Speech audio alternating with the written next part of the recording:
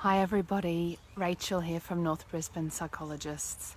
I just thought I'd do a quick video blog today about a topic that I talk to almost all of my clients about, and that is, I guess, what gets in the way of us being able to put into practice all the good skills and ideas that we learn about communication, about compassion, about assertiveness, about good self-care, all the things that psychologists talk to people about on a regular basis. We know a lot of things, and why don't we do them?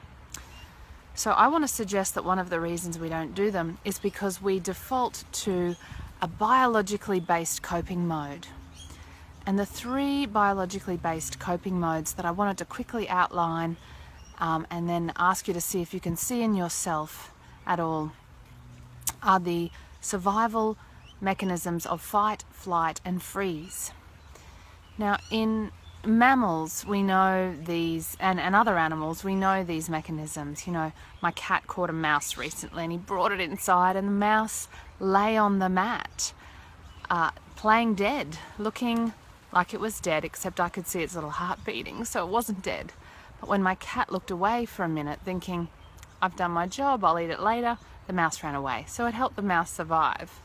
We also know flight, which is running away, and fight, which is, going in to, defend ourselves.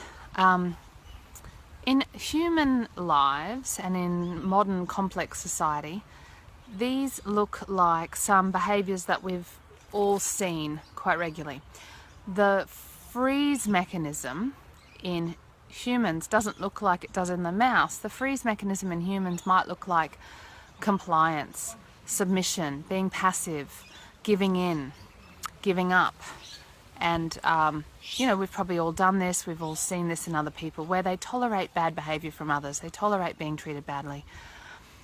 The fight energy, the fight response, can look one of two ways. It can look what we think it looks like, which is fighting, getting aggressive.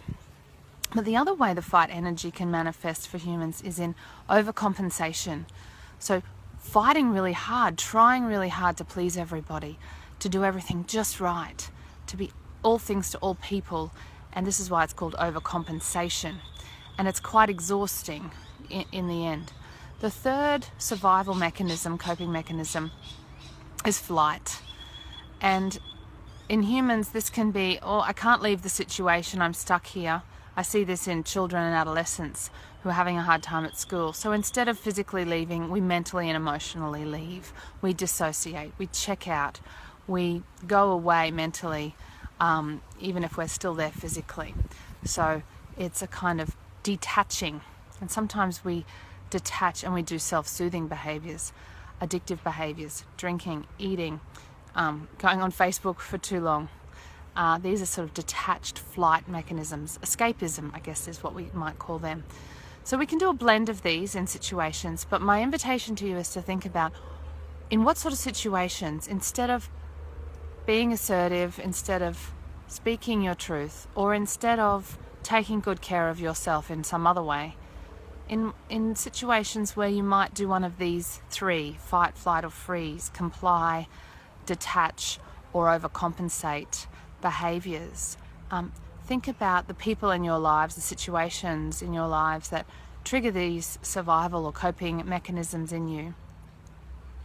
And notice the difference between how it feels in your body when you are in one of these survival energies, as I call them, versus when you are feeling good and more calm and more able to do something instead of one of these three things that is ultimately going to work better for you, because all three coping mechanisms end up, sabotaging us in the end. They're only ever designed or evolved to be short-term coping mechanisms, not long-term coping strategies, not parts of our personality, short-term coping strategies. So they're fine.